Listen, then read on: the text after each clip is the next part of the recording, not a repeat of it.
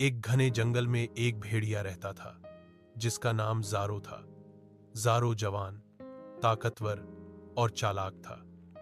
उसकी आवाज से ही दूसरे जानवर कांपने लगते।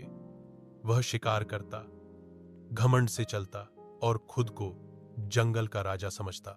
जा और अक्सर कमजोर जानवरों को तंग करता। उनका शिकार सिर्फ खेल के लिए करता, न भूख लगती न जरूरत होती, सिर्फ ताकत का प्रदर्शन। एक दिन जंगल में एक बूढ़ा लोमड़ी आया। वह कमजोर था मगर बहुत अक्लमंद। उसने ज़ारो से कहा, शक्ति का मतलब विनाश नहीं, सुरक्षा है। तुम चाहो तो जंगल के रक्षक बन सकते हो। ज़ारो हंसा और बोला, मैं भेड़िया हूं, दया मेरे लिए कमजोरी है। लोमड़ी चुप होकर चली गई, मगर एक जुमला बोल गई, जो दूसरों को डराता है एक दिन खुद तन्हा रह जाता है।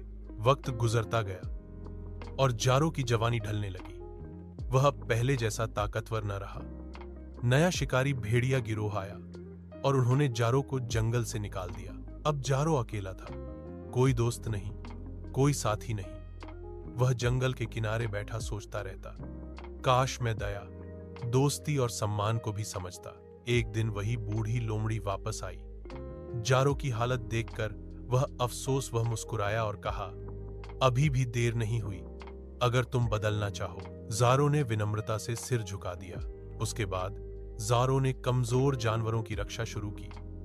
वह शिकार तो करता, मगर सिर्फ जरूरत के मुताबिक। धीरे धीमे जानवरों का आत्मविश्वास लौट आया और ज़ारो एक दयालु रक्षक के रूप में पहचाना जाने लगा।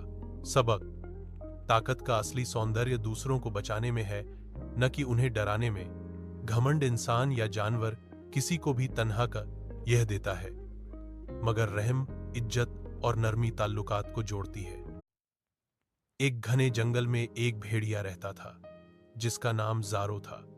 ज़ारो जवान, ताकतवर और चालाक था।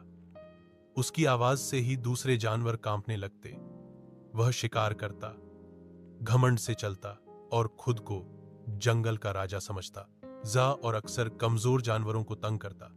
उनका शिकार सिर्फ खेल के लिए करता, न भूख लगती न जरूरत होती, सिर्फ ताकत का प्रदर्शन। एक दिन जंगल में एक बूढ़ा लोमड़ी आया। वह कमजोर था मगर बहुत अक्लमंद। उसने ज़ारो से कहा, शक्ति का मतलब विनाश नहीं, सुरक्षा है।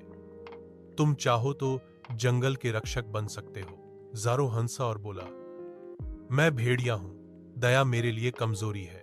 लोमड़ी चुप होकर चली गई, मगर एक जुमला बोल गई, जो दूसरों को डराता है